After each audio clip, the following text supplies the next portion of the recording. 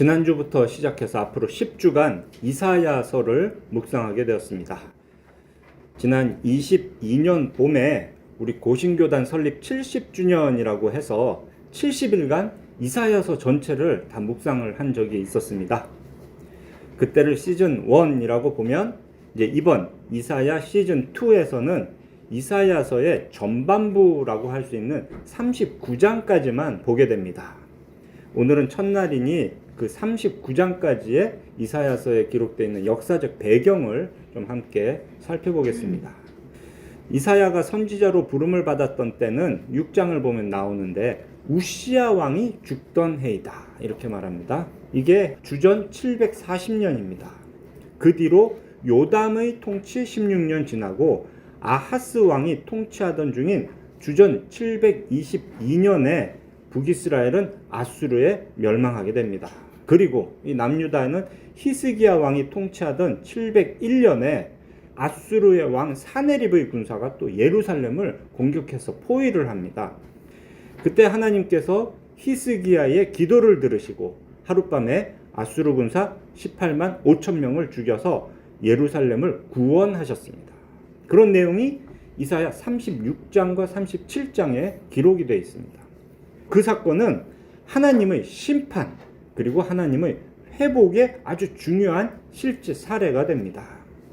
이어서 38장을 보면 히스기야가 병에 걸렸다가 회복된 사건이 기록되어 있고요. 그리고 39장에는 바로 그 히스기야 왕이 바벨론 사신들에게 왕궁의 보물들을 보여준 사건이 기록되어 있습니다. 그 일로 인해서 이사야가 이렇게 예언을 하죠. 왕궁의 보물이 다 바벨론으로 옮겨질 겁니다. 왕의 자손 중에 몇이 사로잡혀 바벨론 왕궁의 환관이 될 것입니다. 이렇게 39장이 끝이 납니다. 바벨론 포로에 대한 예언으로 끝이 나는 거죠. 실제 바벨론 포로는 이제 여기서 100년이 훨씬 지나서 일어나게 됩니다. 그 다음 이어지는 40장 이후의 후반부는 우리가 이번에 보지는 않지만 하나님의 위로에 대한 메시지가 본격적으로 시작이 됩니다. 거기에서 메시아에 의한 구원의 약속이 집중이 되죠. 이처럼 이사야서는 66권 전체를 볼 때 언약을 배반한 이스라엘에 임할 하나님의 심판, 그 심판이 기록되어 있고 그리고 회복의 약속으로 이루어져 있습니다. 이스라엘 역사에서 심판의 절정이 무엇입니까? 바로 바벨론 포로입니다.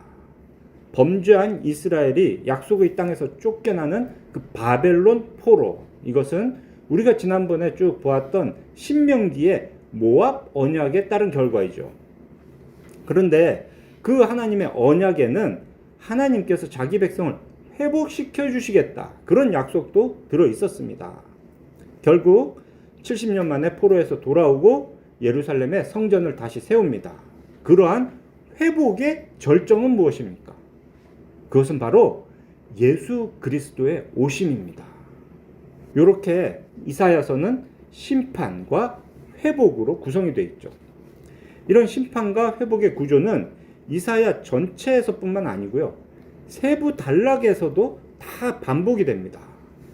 우리가 지금 보고 있는 1장부터 12장까지는 유다와 예루살렘에 대한 예언이다 이렇게 따로 구별이 되는데요, 이 부분에도 심판과 회복의 구조를 가지고 있습니다. 설교 요약 상단에 제가 그림 도표를 하나 그려드렸는데요, 처음에는 심판으로 시작을 하는데 갈수록 심판은 줄어들고 회복이 커지죠. 그러다가 11장에 가면 회복으로 그냥 가득합니다.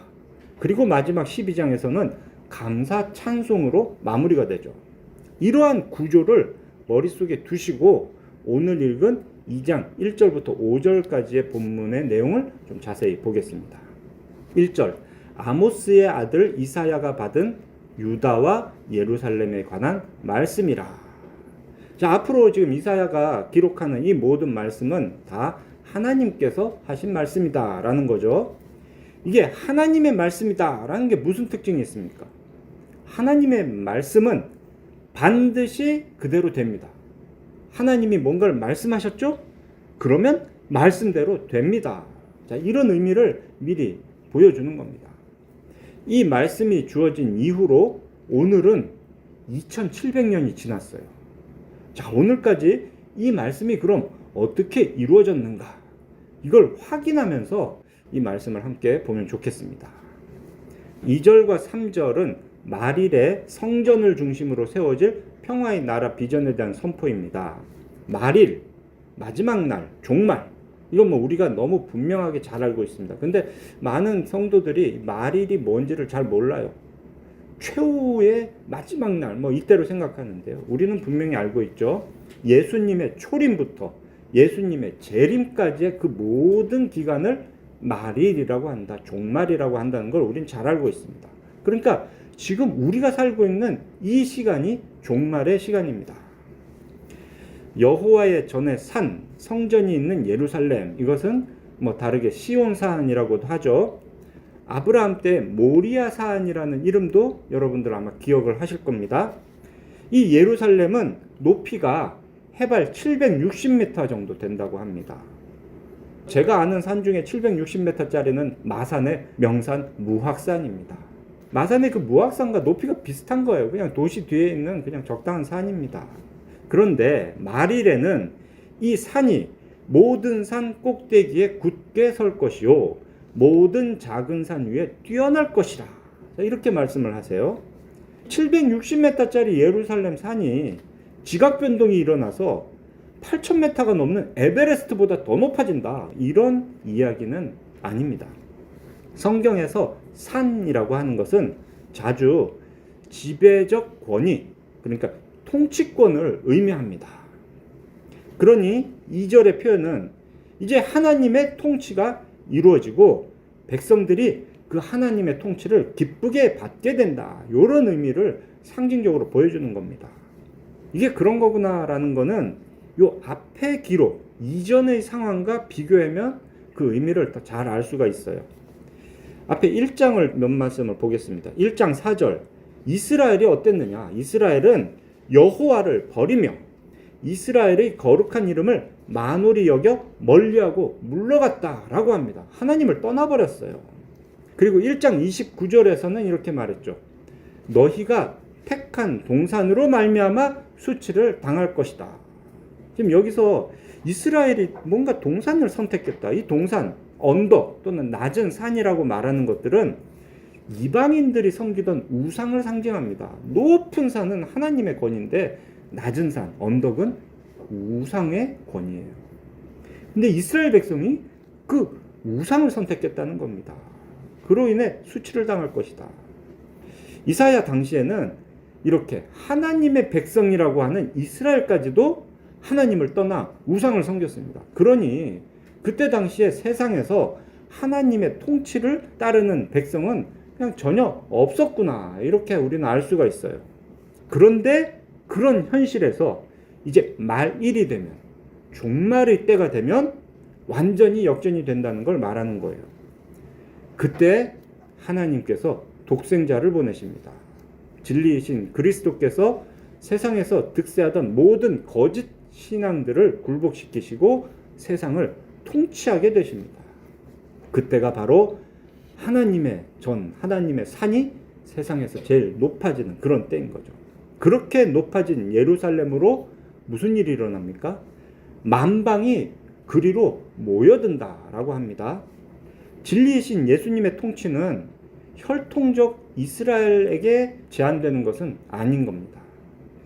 예수 그리스도의 그 구속 사역으로 인해 세상의 모든 민족이, 만방이 하나님 앞으로 나올 수 있는 길이 열리게 된다는 것이죠.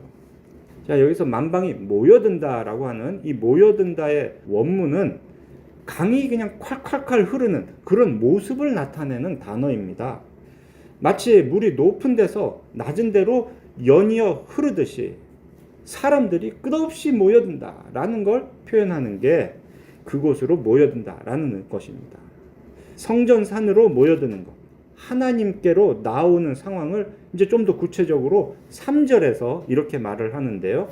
오라 우리가 여호와의 산에 오르며 야곱의 하나님의 전에 이르자.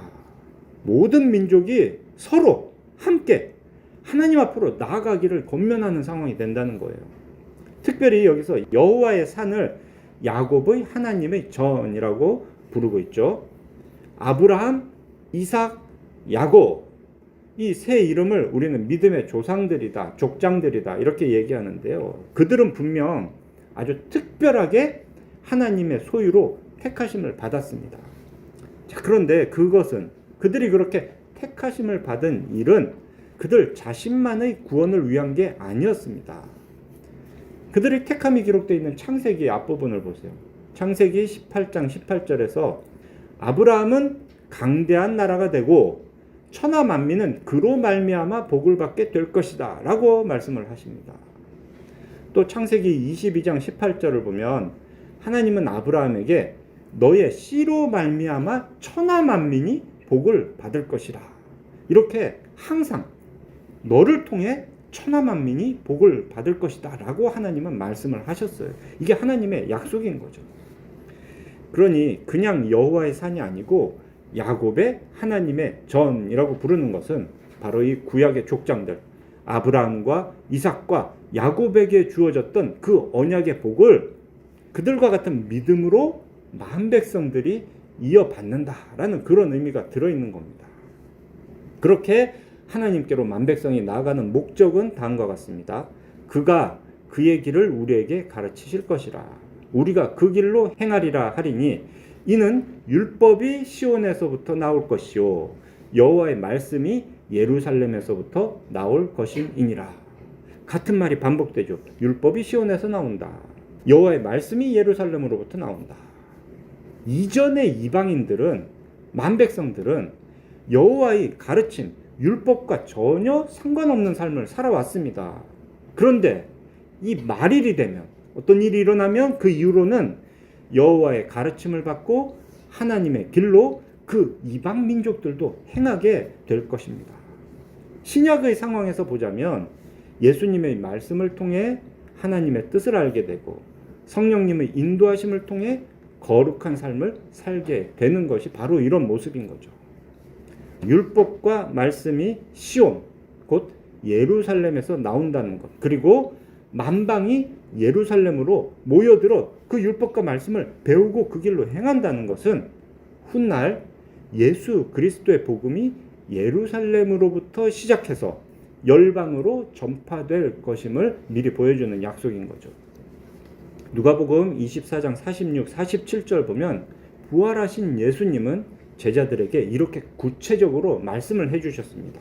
이같이 그리스도가 고난을 받고 제3일에 죽은 자 가운데서 살아날 것과 또 그의 이름으로 죄사함을 받게 하는 회개가, 이게 바로 하나님의 귀한 복음인 거예요.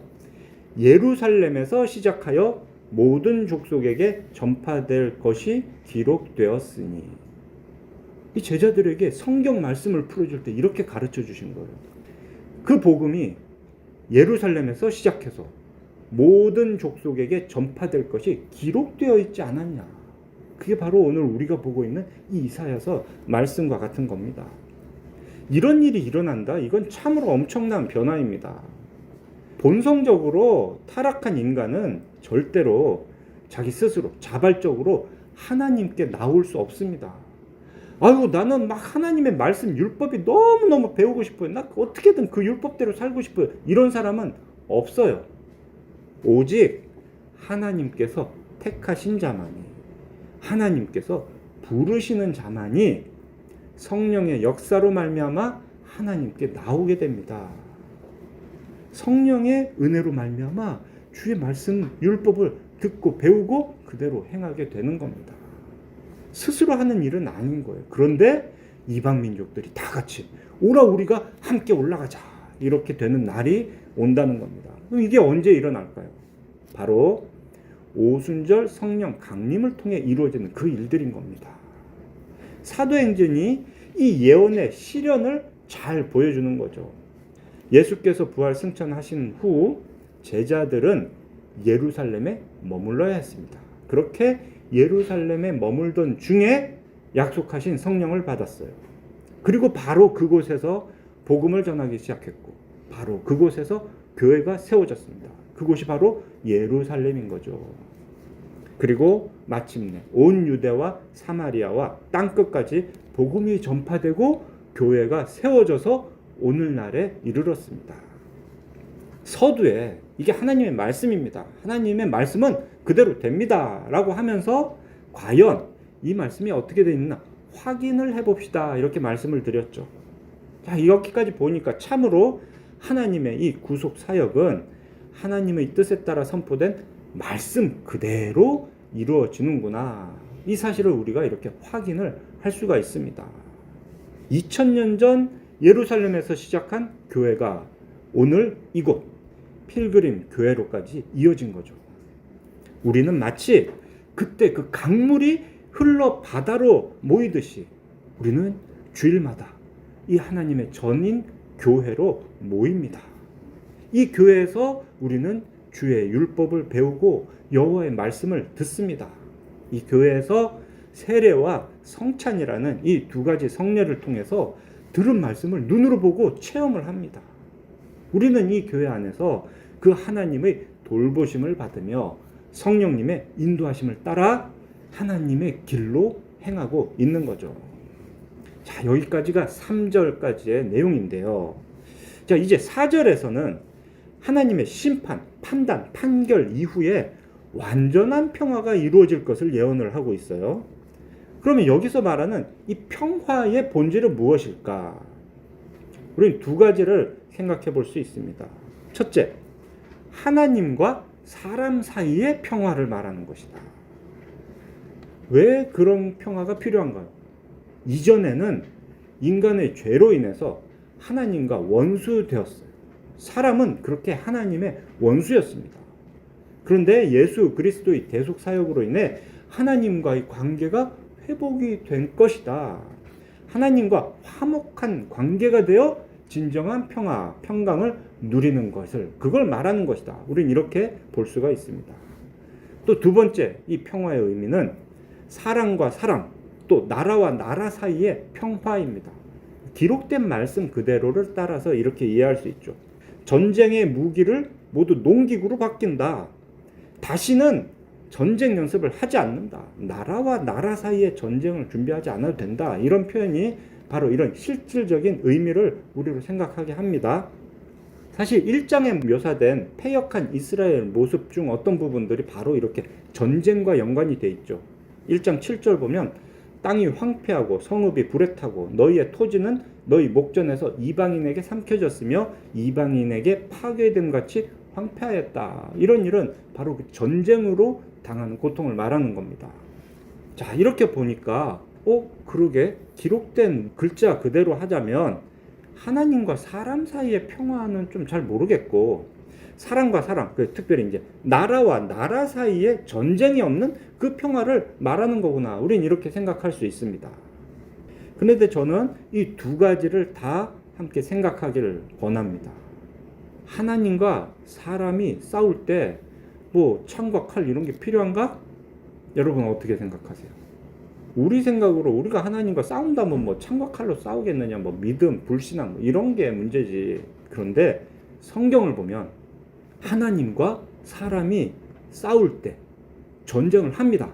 그리고 그 전쟁을 할 때 사람은 창과 칼 같은 무기를 준비해야 됩니다. 그게 어디 나오느냐 하면 요엘서에 나옵니다. 요엘 3장 9절부터 11절까지를 제가 이 설교 요약의 본문을 그대로 실어놨는데요. 함께 보시면서 들으시기 바랍니다. 유다 백성들이 죄로 인해서 하나님의 징계를 받아요. 근데 유다 백성들이 징계를 받을 때, 이방 나라의 공격을 받아서 고통을 당할 때, 그때 그 유다를 조롱한 또 다른 이방 나라들이 있습니다. 예를 들자면 두로와 시돈, 블레셋, 애굽, 에돔 이런 나라들. 이스라엘이 아람이나 아수르의 공격을 받을 때 이런 나라들이 조롱을 했어요. 그들이 하나님께 심판받을 것이다. 자, 요것을 요엘이 지금 예언을 하는데요. 그때 이렇게 말을 합니다.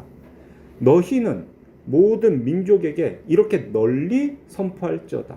그 유다 주변에서, 이스라엘 주변에서 그들을 조롱했던 모든 민족들에게 이렇게 선포해라. 너희는 전쟁을 준비하고 용사를 격려하고 병사로 다 가까이 나와서 올라오게 할지어다. 너희는 보습을 쳐서 칼을 만들지어다. 오늘 본문과 반대죠. 보습은 쟁기 같은 거거든요. 갈기 같은 거. 그런 걸 쳐서 칼로 만들어야 돼. 농기계를 부수고 그걸 녹여서 칼을 만들어라. 낫을 쳐서 창을 만들지어다. 약한 자도 이르기를 나는 강하다 할지어다. 어떻게든 강한 척이라도 좀 해봐라. 사면의 민족들아 너희는 속히 와서 모일지어다. 이렇게 모여서 칼 들고 창 들고 전쟁 준비하라고 합니다. 그렇게 말하고 나서 이어서 선지자는 여호와 하나님께 이렇게 말씀을 드립니다. 여호와여 주의 용사들로 그리로 내려오게 하옵소서.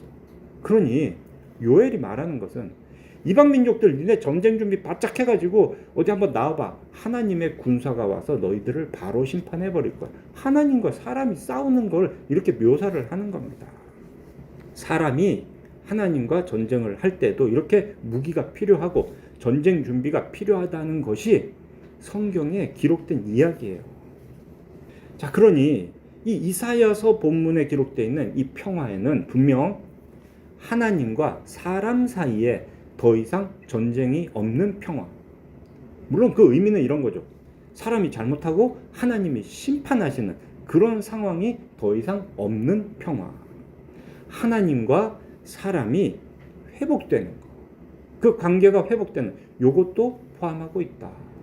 말일에는 그 일도 일어날 것이다. 이 이사야서 2장 2절부터 4절까지에 표현되어 있는 이 표현들은 미가서라는 소선지서의 4장 1절부터 3절까지 내용하고 똑같습니다. 뭐 누가 누굴 뵙겠냐 이런 개념이 아니고요. 두 선지자가 각각 이 중요한 이야기들을 했습니다. 분명 하나님의 말씀이니까 다 같은 말씀을 들은 거죠. 하나님의 심판이 끝나면 그때 이런 일이 일어나는 거예요. 하나님의 판단, 판결이 끝나면, 심판이 끝나면, 악한 자들에 대한 심판이 끝나면 그때는 무기를 쳐서 농기구를 만들어야 하는 때가 온다. 더 이상 전쟁 연습이 필요 없는 때가 온다. 그런 완전한 평화의 시대가 온다. 이게 이사야와 미가가 예언한 내용들입니다. 그런데 방금 본 대로 요엘서에서는 정반대의 표현이 기록이 되어 있는 겁니다.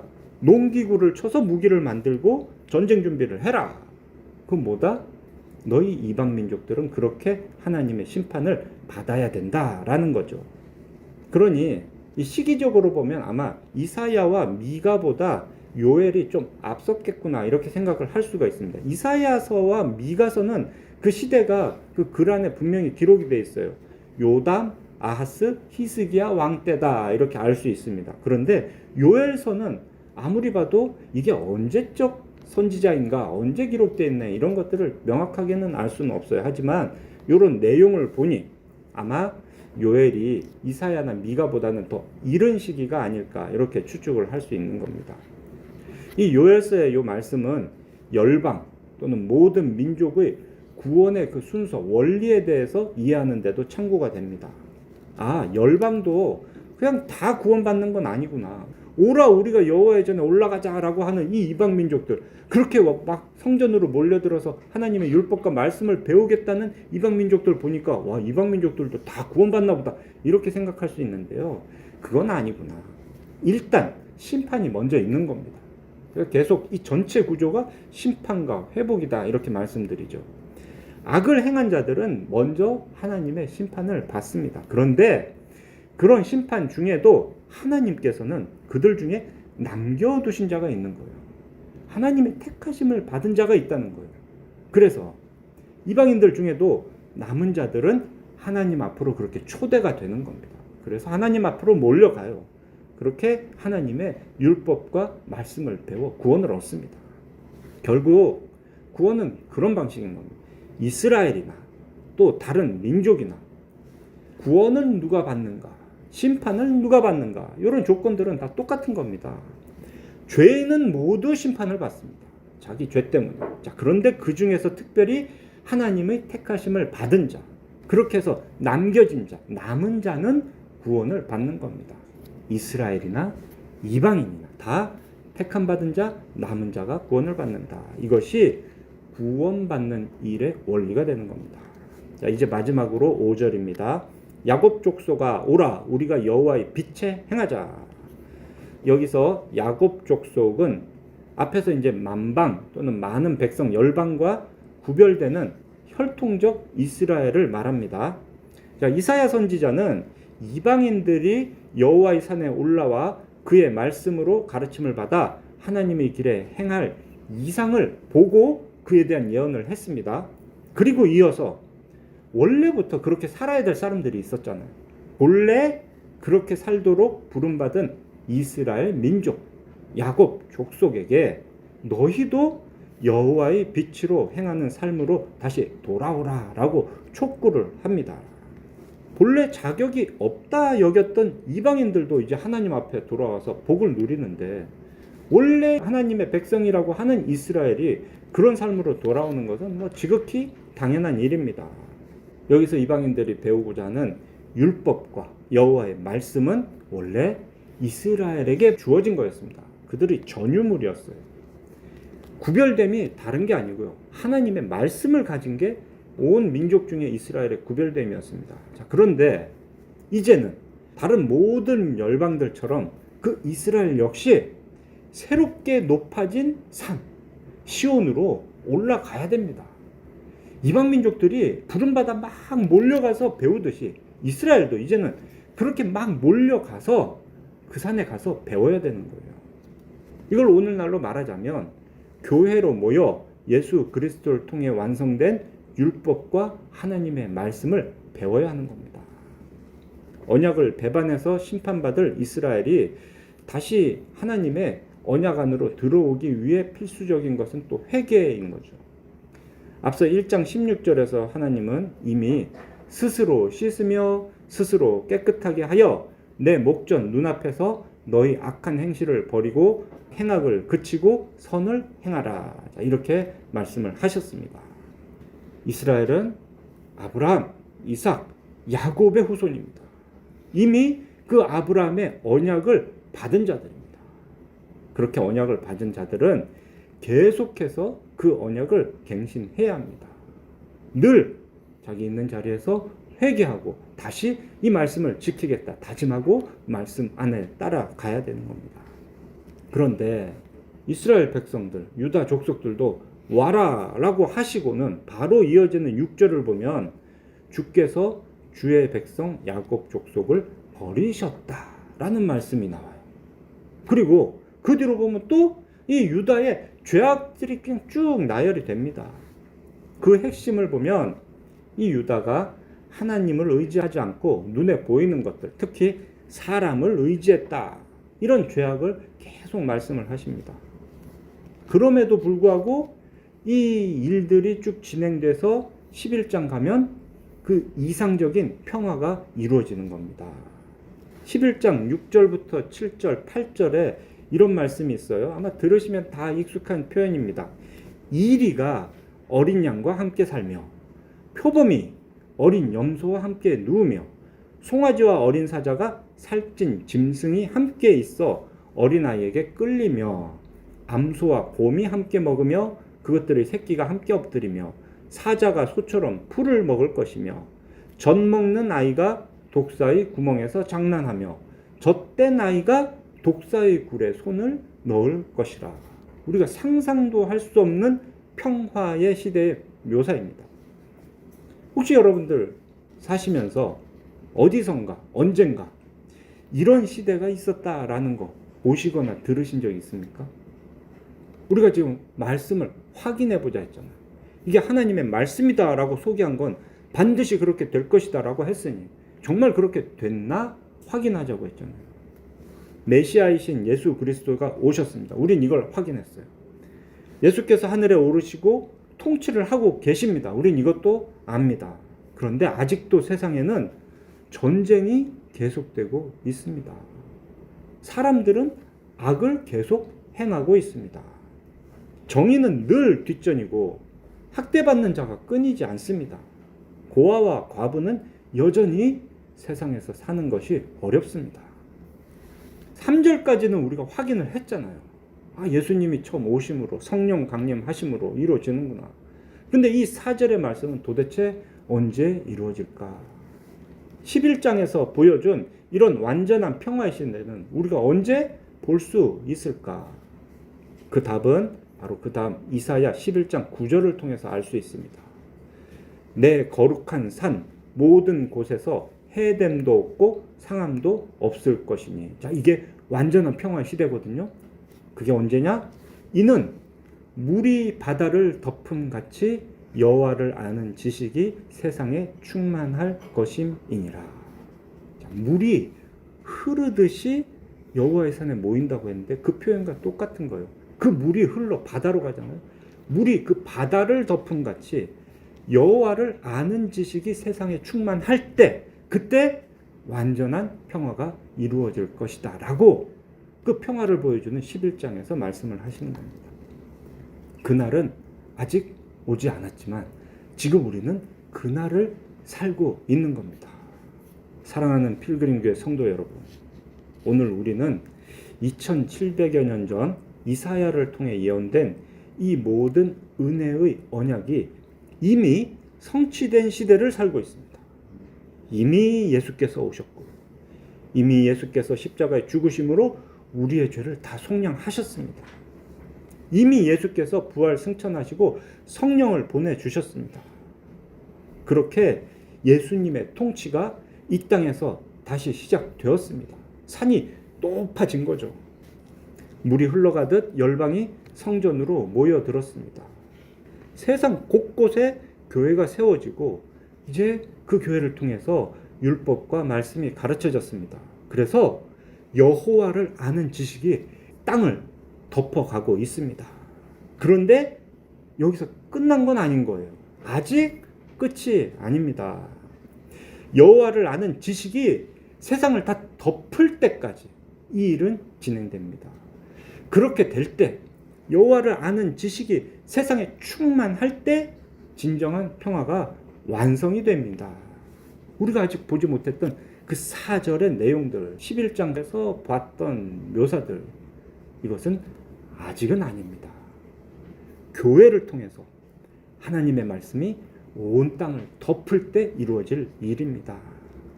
심판을 지나 완전한 하나님의 통치가 그때 이루어집니다. 그리고 그 사명이 먼저 믿은 우리에게 주어진 겁니다. 하나님의 율법과 말씀을 충만하게 채우는 것. 마태복음 28장 18절부터 20절까지 지상 지극히 높은 중요한 예수님의 말씀, 명령이라는 것을 읽어보겠습니다. 하늘과 땅의 모든 권세를 내게 주셨으니 그러므로 너희는 가서 모든 민족을 제자로 삼아 아버지와 아들과 성령의 이름으로 세례를 베풀고 내가 너희에게 분부한 모든 것을 가르쳐 지키게 하라. 볼지어다 내가 세상 끝날까지 너희와 항상 함께 있으리라. 주의 말씀이 세상을 덮는 날까지 제자들이 계속 일을 해야 되는데 그때 예수님은 항상 함께 있을 것이다. 현재가 아무리 어둡더라도, 당장 눈앞에 내일이 암울하더라도 마지막 모습, 최종 결과를 알 때 우리는 흔들림 없이 하나님의 빛 안에서 살아갈 수가 있습니다. 그때 지금까지 우리가 확인한 거 있잖아요. 이루어진 하나님의 언약, 이것이 바로 우리 안에 증거가 됩니다. 이것이 우리의 믿음을 강하게 해줍니다. 그러니 우리는 그 언약에 남아있는 마지막 단계, 완전한 평화의 완성도 믿음으로 기다릴 수가 있습니다. 지금 비록 어두워도 그 하나님의 길을 따라 그냥 걸어갈 수가 있는 거예요. 하나님의 언약이 완성되는 그날까지 교회로 모여서 언약을 날마다 갱신하고 또 이 교회를 통해 또 다른 사람에게 언약을 계승하는 은혜가 우리 모두에게 충만하기를 삼위일체 하나님의 이름으로 축원합니다.